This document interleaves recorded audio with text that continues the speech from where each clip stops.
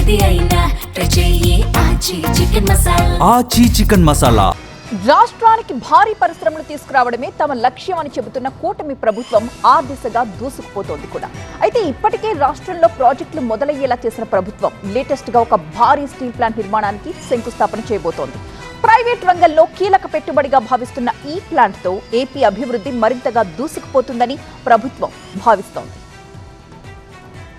ఆంధ్రప్రదేశ్ పారిశ్రామిక రంగంలో మరో చారిత్రాత్మక అడుగు పడబోతోంది. అనకాపల్లి జిల్లా నక్కపల్లి మండలంలో Arcelor Mittal Nippon steel India సంస్థ భారీ ఉక్కు కర్మాగారాన్ని ఏర్పాటు చేస్తోంది.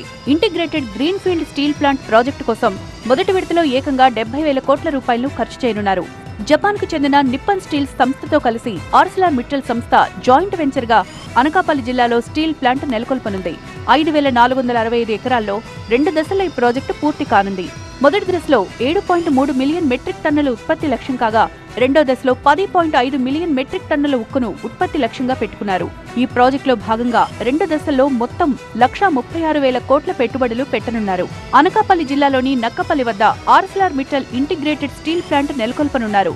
రాష్ట్ర చరిత్రలోని అతిపెద్ద పారిశ్రామిక పెట్టుబడిలో ఒకటి ఈ పరిశ్రమ. స్టీల్ ప్లాంట్ కు అనుబంధంగా 50 మిలియన్ మెట్రిక్ టన్నుల సామర్థ్యంతో 316 ఎకరాల్లో క్యాప్టివ్ పోర్టును కూడా ఏర్పాటు చేయనున్నారు. దీనికోసం ప్రత్యేకంగా 11,000 కోట్ల పెట్టుబడి పెట్టనున్నారు.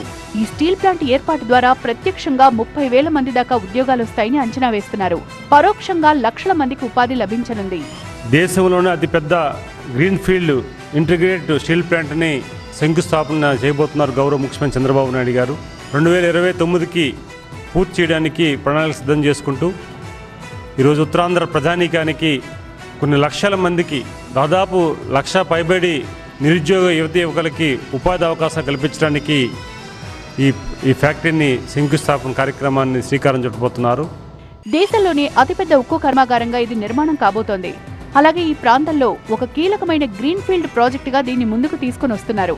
విశాఖ ఎకనామిక్ రీజియన్ పరిశ్రమల హబ్ ఈ స్టీల్ ప్లాంట్ ఏర్పాటుతో రూపుదిద్దుకోబోతోంది. ఈ ప్రాజెక్టు శంకుస్థాపనకు సీఎం చంద్రబాబు, కేంద్ర మంత్రి కుమారస్వామి, డిప్యూటీ సీఎం పవన్ కళ్యాణ్ సహా పలువురు ప్రముఖులు హాజరు కానున్నారు.